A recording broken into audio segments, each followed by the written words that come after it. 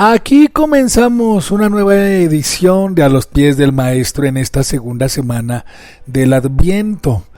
Hoy es lunes 9 de diciembre y con la alegría de haber celebrado ayer la solemnidad de la Inmaculada Concepción de la Santísima Virgen María. Ella, nuestra Madre, Nuestra Señora, concebida sin pecado original y libre de toda mancha de imperfección, toda mancha de error y de pecado, con vistas, desde luego, a traernos, a darnos al Salvador del mundo, al Mesías, al Señor a quien esperamos jubilosos en esta nueva Navidad.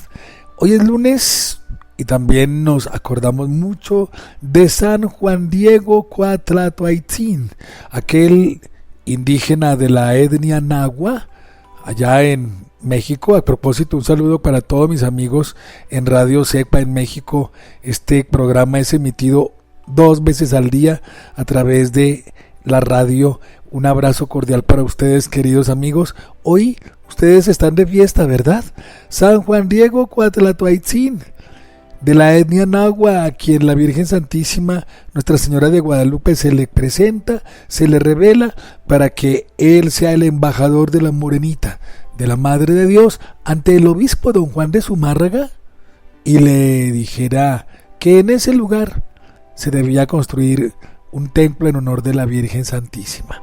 Bueno, San Juan Diego Cuatlatoaitzin, ruega por nosotros, tú que viste a la Madre de Dios. Te pedimos que nos des esa fuerza, esa valentía para transmitir el mensaje del Evangelio. Bienvenidos, aquí comenzamos nuestra edición, queridos amigos.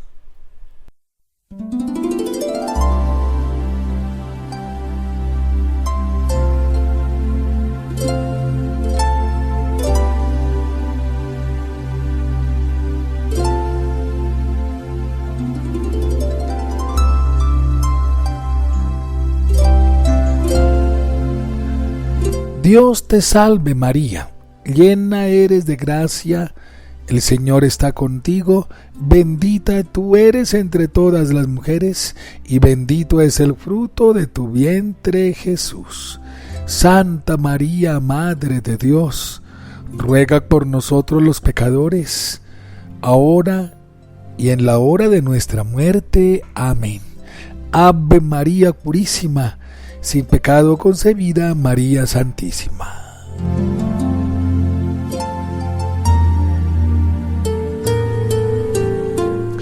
Bueno, a todos los que se llaman Juan Diego, órale, pues un saludo muy muy especial.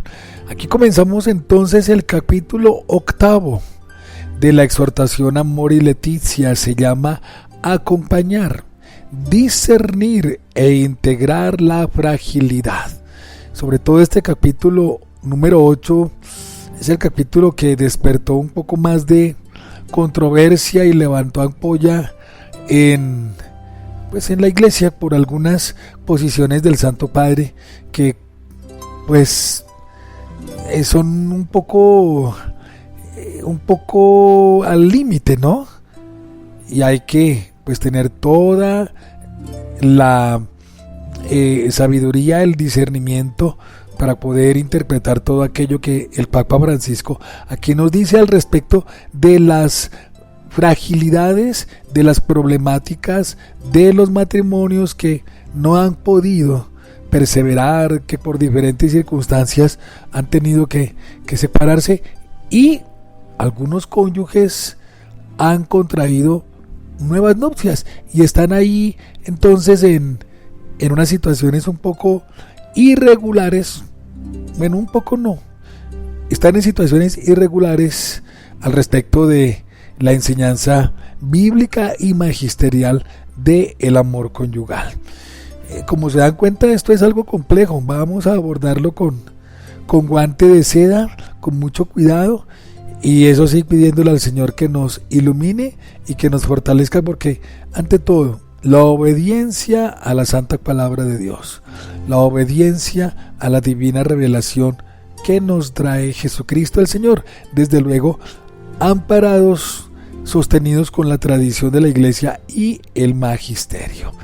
Capítulo número 8.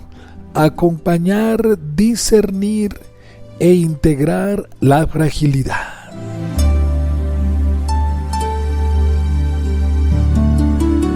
Estamos en el numeral 291 y una parte muy interesante nos dice: la iglesia debe acompañar con atención y cuidado a sus hijos más frágiles, marcados por el amor herido y extraviado, dándoles de nuevo confianza y esperanza, como la luz del faro de un puerto o de una antorcha llevada en medio de la gente para iluminar a quienes han perdido el rumbo o se encuentran en medio de la tempestad. Esa es la labor de la iglesia. Aquellos que se han extraviado o que han tenido heridas en el amor conyugal, la iglesia tiene que estar allí para otorgar confianza, esperanza y para ser una luz, una antorcha para iluminar a los que han perdido el rumbo o los que se encuentran en alguna situación de tempestad. La iglesia, nos dice el Papa Francisco al comienzo de su pontificado, la iglesia es un hospital de campaña en donde atienden a todos los heridos en las luchas, en la guerra, en la batalla, y en este caso pues la lucha es por la salvación y el enemigo pues es el demonio, y la iglesia está allí siempre para curar, para animar, para cuidar, como una buena madre cuida a sus hijos. Eso nos lo dice el Papa Francisco. La tarea de la iglesia se asemeja a la de un hospital de campaña. El matrimonio cristiano, reflejo de la unión entre Cristo y la iglesia, se realiza plenamente en la unión entre un varón y una mujer, que se donan recíprocamente en un amor exclusivo y en libre fidelidad, se pertenecen hasta la muerte y se abren a la comunicación de la vida. Bonito esto.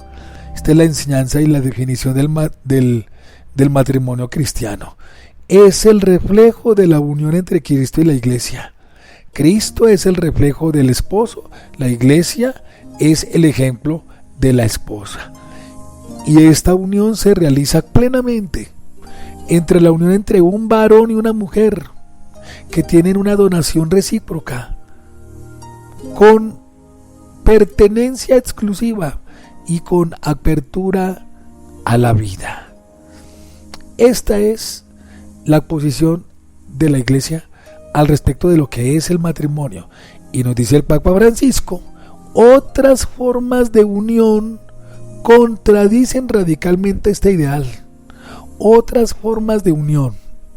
Entonces, por ejemplo, aquellas uniones entre personas del mismo sexo que quieren, que buscan el reconocimiento de familia o de matrimonio, es imposible, porque el matrimonio es, como lo decíamos, la unión entre un hombre y una mujer que reciben la bendición matrimonial en Santa Eucaristía, se pertenecen mutuamente hasta la muerte y están abiertos a la comunicación de la vida.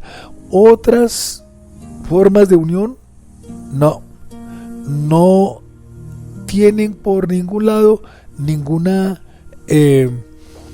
comparación con la unión entre el hombre y la mujer en el santo matrimonio. ¿Y cuántos piden que entre dos hombres, entre dos mujeres, entre personas del mismo sexo, pues se les dé ese estatus, esa misma condición como entre el hombre y la mujer en santo matrimonio? Esto no va a ocurrir, no puede ocurrir, es algo absolutamente contradictorio a la ley natural, a la ley de Dios. Nos dice el numeral 293: cuando la unión alcanza una estabilidad notable mediante el vínculo público, o sea, lo que llaman el matrimonio civil o la unión civil, está connotada de afecto profundo, de responsabilidad por los hijos, de capacidad de superar las pruebas y puede ser vista como una ocasión de acompañamiento en la evolución hacia el sacramento del matrimonio. Claro, las personas que viven en unión libre, en esa unión hay algún tipo de estabilidad emocional, también de cuidado hacia los hijos, de un afecto profundo entre los que están con esta unión, hombre y mujer, y puede ser una ocasión hermosa porque ya hay mucho terreno ganado, ya hay mucho terreno ganado, ya tienen sus hijos, la llevan bien, van bien, superan las pruebas, y puede ser una ocasión de acompañamiento y de pastoral para que abracen la vida matrimonial. Ojo, no hay que caer con todo el rigor de la parte negativa hacia los que están en unión libre. Inclusive hay muchos que están en unión libre que viven mejor que los que están casados, pero no quiere decir entonces que los que están casados por la iglesia y tienen una situación un poco tensionante, entonces son menos que los que están en unión libre. No, porque la bendición matrimonial, esto es algo insuperable. Así estén como perros y gatos, que no es el ideal, pero el hecho de tener la bendición matrimonial es ya por sí misma una gran y celestial ventaja. Muchos jóvenes hoy, nos dice el numeral 293, muchos jóvenes de hoy desconfían del matrimonio. Por ejemplo, ayer domingo, en misa de 10 de la mañana, celebré casi 50 primeras comuniones y contemporáneamente en la misma Eucaristía renové el matrimonio de don Jaime y doña Beatriz. 59 años de vida matrimonial. Y cuando acabé la Santa Misa se me acerca una pareja ya un poquitico más adulta y me dicen: padre, nosotros dentro de 8 días cumpliremos 65 años. ¡Oh, Dios santo! Solamente el matrimonio puede ser sostenido, puede ser guiado por la apertura a Dios nuestro Señor. Importante esto. Ellos, los que están en unión libre, necesitan una atención pastoral misericordiosa y alentadora. Claro que sí. Y allí en el discernimiento pastoral conviene identificar elementos que favorezcan la evangelización y el crecimiento humano y espiritual. Hay que discernir pastoralmente y acompañar a los que están en unión libre porque tienen algunos elementos que favorecen una apertura al santo matrimonio y a un crecimiento humano y espiritual. El numeral 294 nos dice: la simple convivencia a menudo, la simple convivencia, es decir, la unión libre, convivir, se elige a causa de la mentalidad general contraria a las instituciones como a la iglesia y también a la falta de compromisos definitivos. ¿Qué hay que hacer entonces? Acompañar con paciencia y delicadeza a los que están en unión libre, así como hizo Jesús con la samaritana. Le dirigió una palabra a su deseo de amor verdadero para liberarla de todo lo que oscurecía su vida y conduciría a la alegría plena del Evangelio. Bueno, esto es lo que un buen sacerdote debe hacer con las parejitas en unión libre: acogerlas, amarlas, evangelizarlas y con prudencia, con pureza, con amor, con delicadeza, conducirlas a que acepten el Evangelio y llevarlas al santo matrimonio.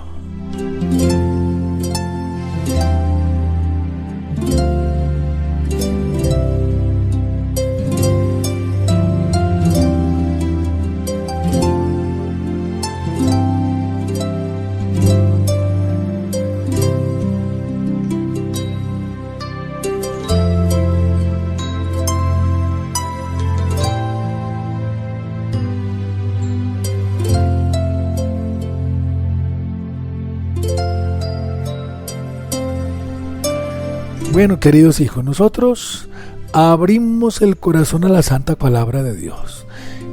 Y yo quiero pues que tomemos el evangelio de ayer. Quiero que toquemos algunos elementos importantes de nuestra solemnidad de la Inmaculada Concepción. Quiero que esta solemnidad la perpetuemos, que esta solemnidad la extendamos y que le abramos el corazón a Dios nuestro Señor, a su Santísima Madre, en esta solemnidad de la Inmaculada que es necesaria. Abramos el corazón a su santa palabra. Y qué tal si miramos el anuncio de la palabra de Dios, queridos hijos.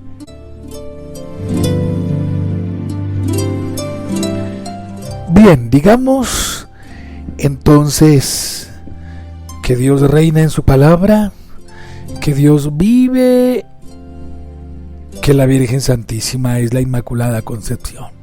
Lectura del libro del Génesis. Después que Adán comió del árbol, el Señor llamó al hombre: ¿dónde estás? Él contestó: oí tu ruido en el jardín. Me dio miedo porque estaba desnudo y me escondí. El Señor le replicó: ¿quién te informó de que estabas desnudo? ¿Es que has comido del árbol del que te prohibí comer? Adán respondió: la mujer que me diste como compañera me ofreció del fruto y comí. El Señor dijo a la mujer: ¿qué es lo que has hecho? Ella respondió: la serpiente me engañó y comí. El Señor Dios dijo a la serpiente: por haber hecho eso serás maldita entre todo el ganado y todas las fieras del campo. Te arrastrarás sobre el vientre y comerás polvo toda tu vida. Establezco hostilidades entre ti y la mujer, entre tu estirpe y la suya. Ella te herirá en la cabeza cuando tú la hieras en el talón. El hombre llamó a su mujer Eva por ser la madre de todos los que viven. Palabra de Dios. Te alabamos, Señor.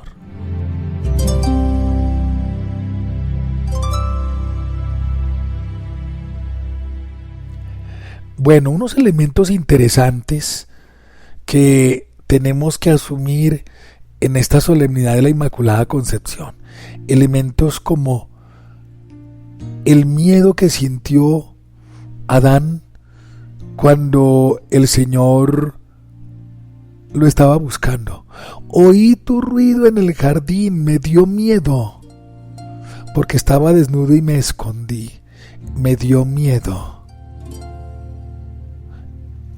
Me dio miedo, dice Adán.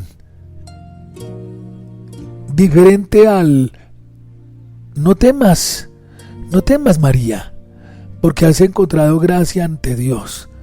Es decir, mientras Adán siente miedo y siente susto por haber pecado, la Virgen Santísima experimenta la tranquilidad, la libertad, porque el Señor ha encontrado disponibilidad en ella y gracia para toda la obra de la salvación.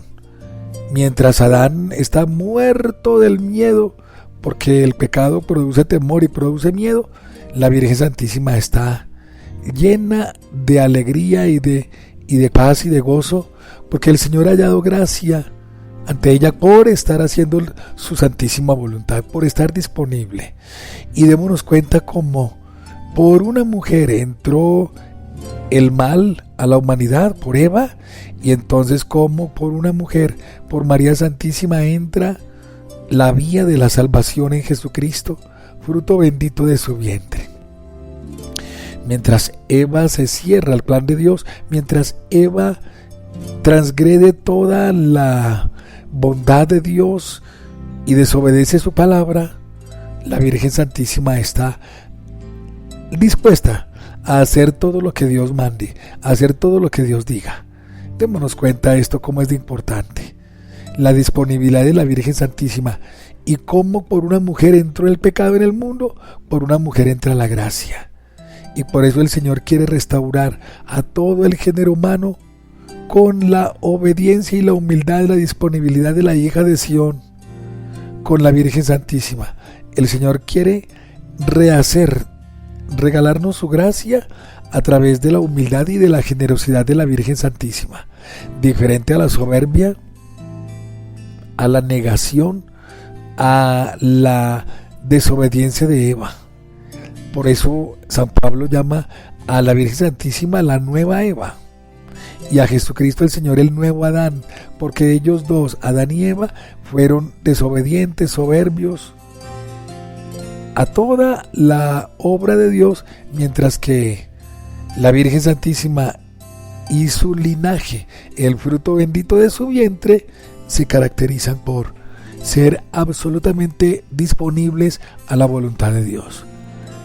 Y Jesucristo el Señor viene a nacer, nace del vientre purísimo de la Virgen y nos da a todos nosotros la salvación, gracias a la respuesta generosa de la Virgen Santísima.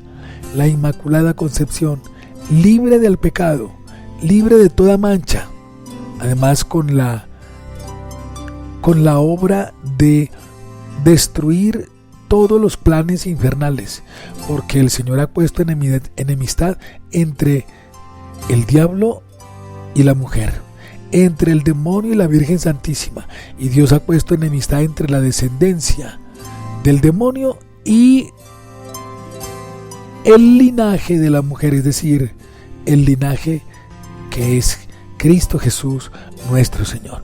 Nuestra labor, ¿cuál es? Amar a la Virgen Santísima en primer lugar, imitar su generosidad, imitar su respuesta afirmativa y generosa ante Dios y buscar desde luego nuestra santidad. Para eso el Señor nos ha dejado todos estos recursos tan bellos, la Virgen Santísima, qué bello. Bueno, pues así comenzamos la segunda semana del Adviento, una semana en la que va a estar presente el profeta Isaías en la primera lectura, y a partir del jueves en la primera lectura tendremos otro protagonista del Adviento, que será San Juan Bautista. Bueno, yo les deseo lo mejor en este nuevo día, que Dios los bendiga, que los proteja Dios nuestro Señor, y recuerden siempre tener a la Virgen Santísima allí en el centro del corazón. Ella es la que ahuyenta y echa fuera al demonio, y nosotros tenemos que estar amparados y protegidos siempre por ella. Así pues, que si nos da pereza honrar a la Virgen Santísima con el Santo Rosario, con la lectura bíblica, pues tenemos que estar alertas, porque si no, el enemigo, que es el principal enemigo, que es el principal adversario, antagonista de la Virgen Santísima, si nosotros estamos con esa pereza espiritual a la Madre de Dios, el demonio está por allá a nuestro lado rondando. Tengan mucho cuidado. Que el Señor les bendiga y les proteja, que tengan un lunes provechosísimo. Un abrazo súper especial para todos.